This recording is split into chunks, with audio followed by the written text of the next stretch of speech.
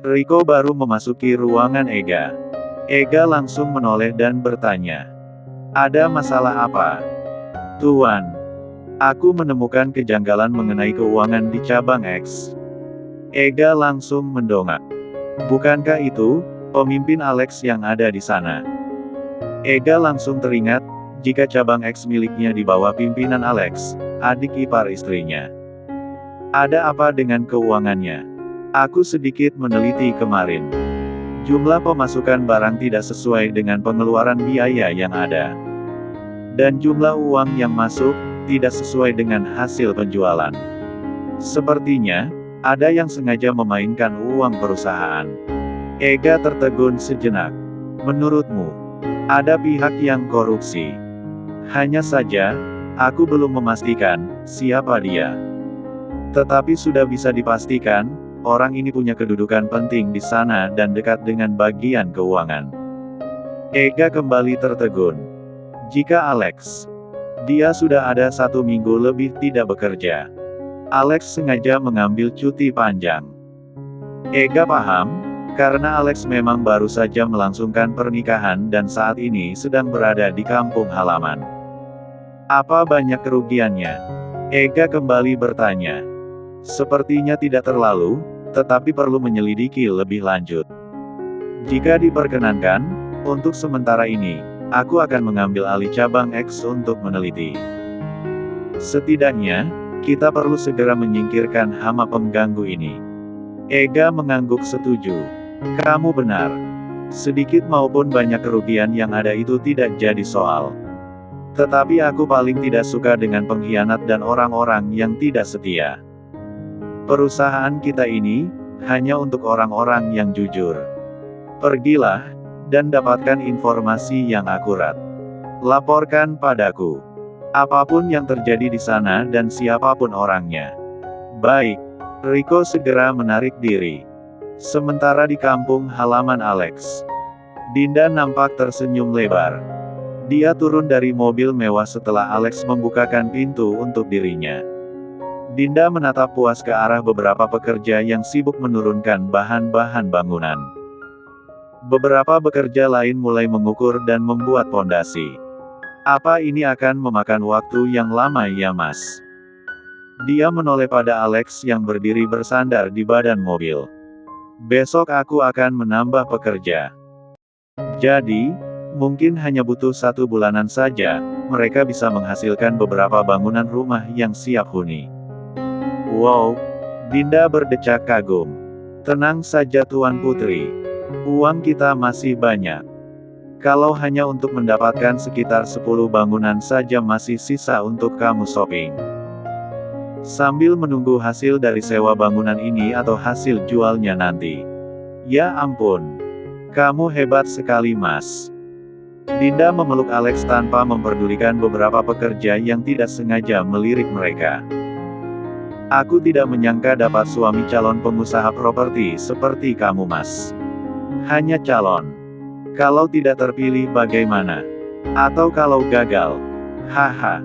Dinda benar-benar tidak lagi memikirkan itu. Dia sangat silau dengan apa yang ada di hadapannya sekarang. Mobil mewah. Suami tampan yang gagah. Dan bangunan yang siap jadi.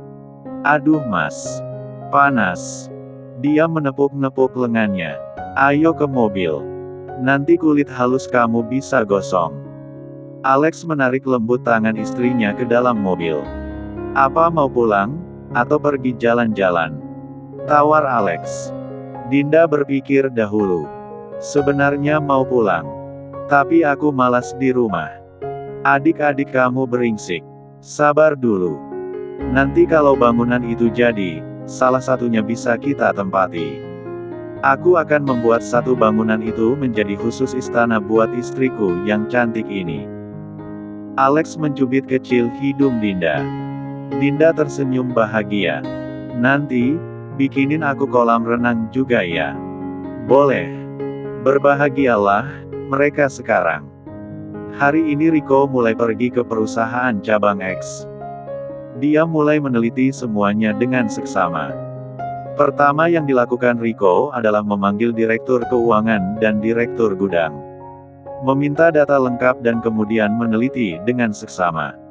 Benar-benar ada yang tidak beres rupanya.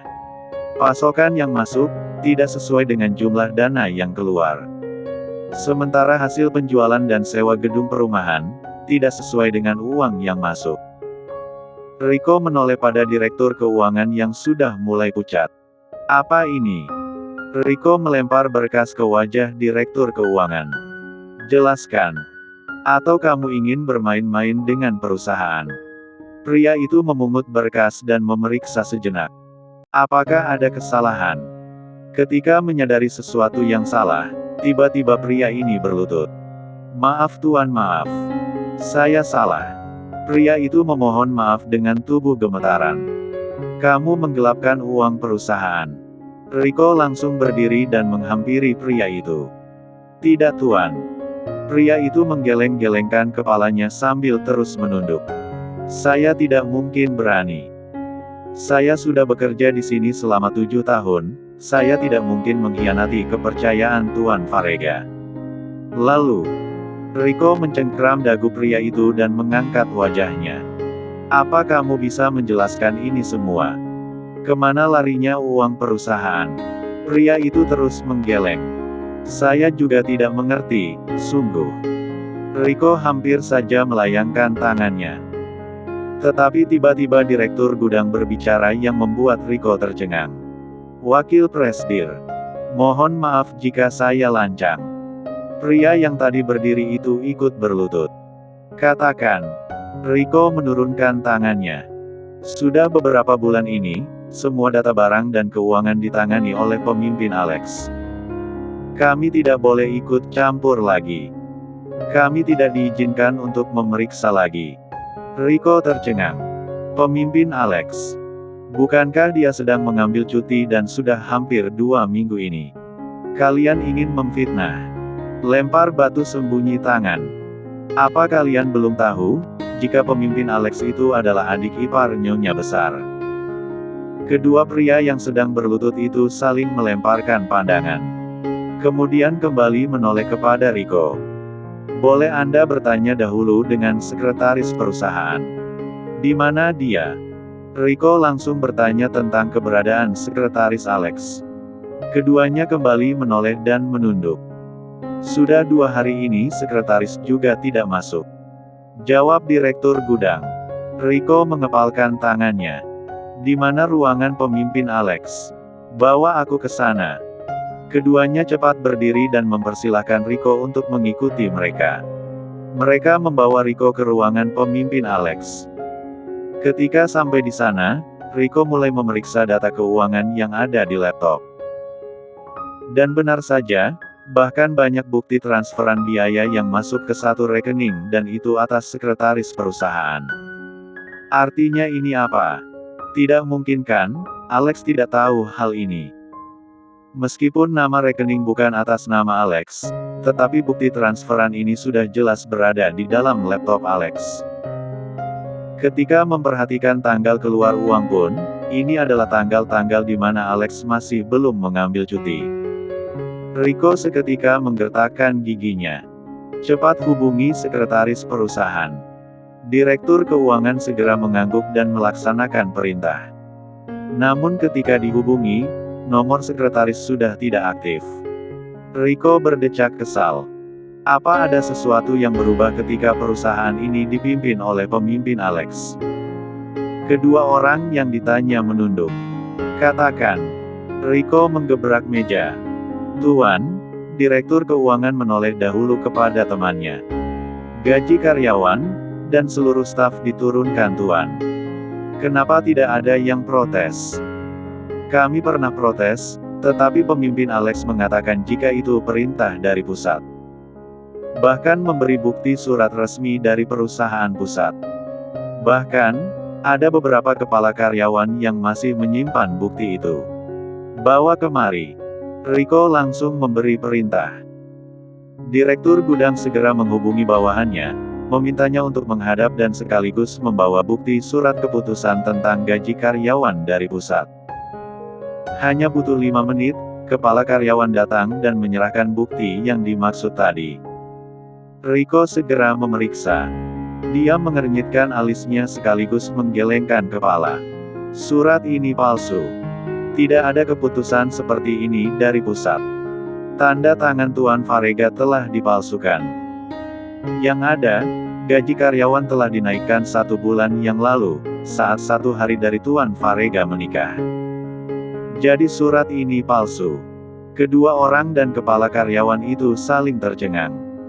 Jadi, Tuan Alex membohongi kami. Dan itu sudah berlaku setelah 1 bulan Tuan Alex menjabat, Tuan. Ucap kepala karyawan. Riko menghela nafas. Tidak usah khawatir. Katakan kepada semua orang, perusahaan akan mengganti gaji kalian yang ditilep sang koruptor. Mereka saling berpandangan, kemudian kepala karyawan menunduk. Terima kasih Tuan. Terima kasih. Saya akan segera mengumumkan. Kalian sudah bekerja sekian lama di sini, tentu kalian tahu, apa peraturan kerja di perusahaan Brahmana kan? Tahu Tuan. Mereka menjawab serempak. Perusahaan kita, hanya untuk orang-orang yang jujur. Jika ada yang berani tidak jujur, maka hukumannya adalah, minimal dipecat dan yang paling berat adalah, dibawa ke jalur hukum. Jadi berhati-hatilah dalam bekerja. Jika ingin tetap dibutuhkan, maka bersikaplah jujur dan jangan sekalipun curang. Meskipun itu hanya setetes keringat pun dari seorang kuli sekalipun. Riko berkata demikian. Kami mengerti Tuan. Mohon maafkan atas keteledoran kami ini. Kami tidak menyangka jika pemimpin baru kami, tega membohongi kami. Jawab kepala karyawan, disertai anggukan sependapat dari Direktur Keuangan dan Direktur Gudang. Untuk sementara waktu, aku yang akan memimpin di sini untuk memantau. Aku perlu menyelidiki lebih lanjut, dan penyelidikan ini tentu membutuhkan bantuan dari kalian semua. Kami akan membantu dengan segenap jiwa Tuan. Kebenaran harus ditegakkan, kejahatan perlu dilenyapkan. Pada akhirnya, Riko mulai berada di sini. Dia langsung menghubungi Ega dan menceritakan apa yang terjadi di sini. Ega sempat tidak percaya mendengarnya jika Riko 100% menaruh kecurigaan pada Alex. Ega sedikit pusing. Bukan karena cabang X yang merugi. Jika hanya kerugian, masih bisa ditutupi dengan laba dari cabang yang lain, tetapi jika benar Alex adalah tokoh utama dari sang koruptor. Mau tidak mau, Ega merasa tidak enak hati untuk mengambil keputusan hukuman. Tapi jika Alex benar-benar terbukti telah menggelapkan uang perusahaan, bahkan menipu seluruh karyawan, tidak mungkin juga Ega harus berdiam diri dan menarik tangan. Wulan adalah wanita yang bijak. Jadi menurut Ega, Wulan juga pasti akan kecewa dengan kelakuan adik iparnya, dan pasti memberi hak sepenuhnya pada Ega. Saya perlu menyeret sekretaris Tuan Alex untuk menjadi saksi.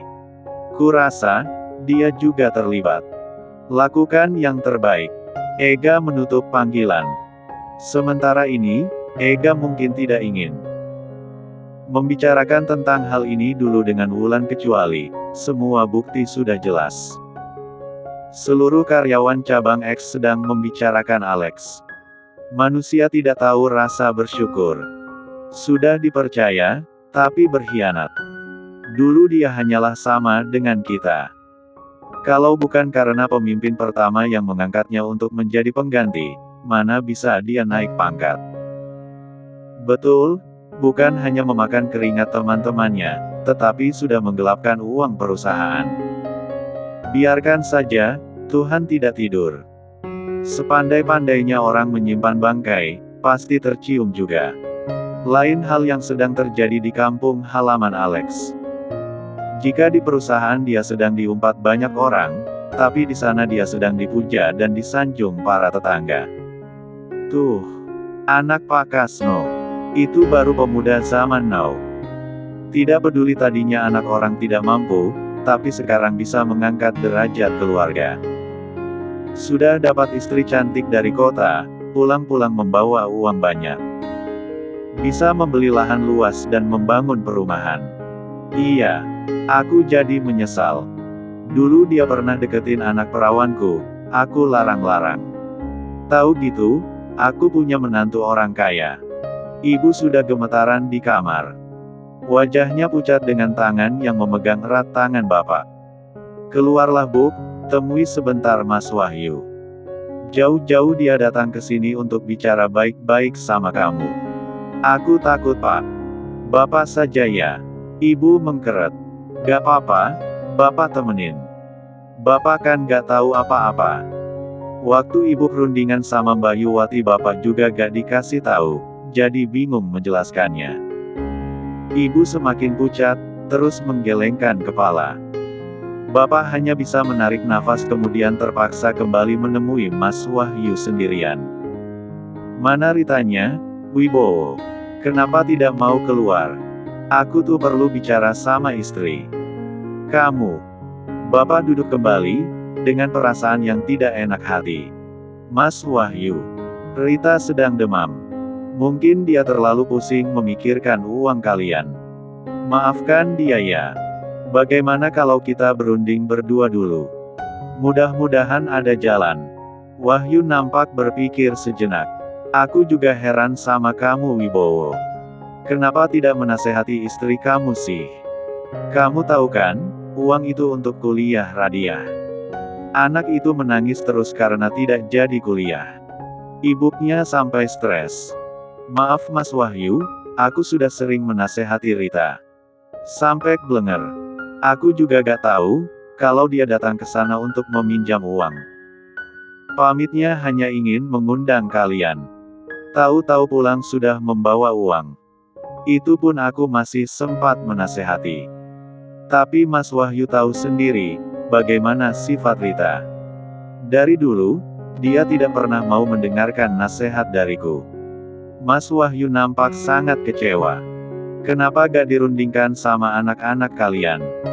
Anak-anak kalian kan punya suami orang mapan semua. Apalagi Wulan, kabarnya suaminya pengusaha. Suami Dinda juga. Kalau untuk Wulan, terus terang aku melarang Rita untuk bicara. Sebab gak enak hati. Hajatan kemarin, suami Wulan paling banyak mengeluarkan patungan. Tapi kalau untuk Fitri, mereka sedang sama saja dengan kami. Kalau untuk Dinda, ini masalahnya. Dinda belum bisa dihubungi. Rita juga sedang menunggu bantuan dari Dinda dan suaminya. Mas Wahyu bersabar lagi ya. Bersabar terus Wibowo. Kamu gak ngerasain jadi aku. Anak setiap hari nangis. Puyeng 7 keliling aku. Bapak juga tidak bisa mengelak, menjadi Mas Wahyu, pasti sangat bingung. Begini saja. Bagaimana kalau, aku bawa saja barang-barang kalian yang sekiranya bisa aku jual untuk dijadikan uang. Setidaknya, aku pulang tidak dengan membawa tangan kosong, sambil menunggu keputusan dari Dinda. Pak Wibowo sedikit terkejut, tapi mau bagaimana lagi? Melihat Wahyu datang jauh-jauh dan pulang tanpa hasil, juga makin tidak enak hati. Walau dengan ragu-ragu, Wibowo mengangguk. Dan akhirnya, kulkas, televisi, mesin cuci dan sofa, diangkut Wahyu.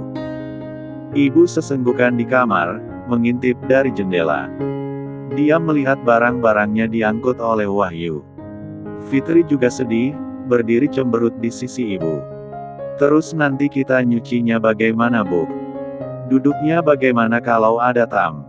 Ya ampun. Begini amat sih hidup kita berakhir. Semua gara-gara Dinda sialan. Fitri mengumpat, sementara ibu tidak bisa lagi bicara apa-apa. Dia sedih teramat sedih, barang-barang itu bahkan dia dapat dari hasil arisan. Jika tidak, mana mungkin bisa dapat kebeli kulkas dan lainnya itu. Tapi mau bagaimana lagi, sebanyak barang itu saja, belum bisa untuk melunasi hutangnya. Mungkin hanya berkisar 5 jutaan lebih kalau dijual. Ibu hanya bisa pasrah. Sambil menunggu keputusan Dinda untuk membantunya. Kalau dibantu, kalau tidak, ibu harus cepat berpikir untuk jalan keluar lainnya. Mas Wahyu bilang, Seminggu lagi akan datang ke sini lagi. Meminta sisa uangnya. Bapak menyampaikan apa yang dikatakan Wahyu sebelum pulang. Lemas sudah tubuh ibu. Bukan sisa uang, tapi masih kurang banyak. Di dapur, Fitri menggumam seorang diri. Sayurannya kok pada layu. Dia mengambil bayam dan kangkung yang hanya tergeletak di atas meja. Kemudian menuang air dari teko ke dalam gelas. Matanya menatap ujung sudut ruangan. Tampak seperti ada yang berubah dalam penglihatannya. Apa yang gak ada ya? Kok jadi seperti tambah lapang nih ruangan? Bertanya sendiri seperti orang linglung, sambil mengingat-ingat. Kemudian meneguk minuman. Air putih mengaliri kerongkongan lehernya. Seperti ada yang beda. Apa sih? Memegang lehernya. Ketika tatapannya kembali ke sudut ruangan, Fitri baru tersadar dan malu sendiri.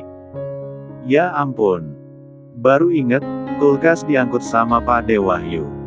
Pantesan aja, sayuran pada layu.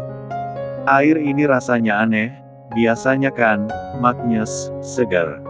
Dasar sial. Fitri merasa malu, malu pada cicak-cicak di dinding, yang diam-diam merayap. Datanglah si Fitri linglung, lalu tertawa. Sialan. Gue diketawain cicak, gegara linglung.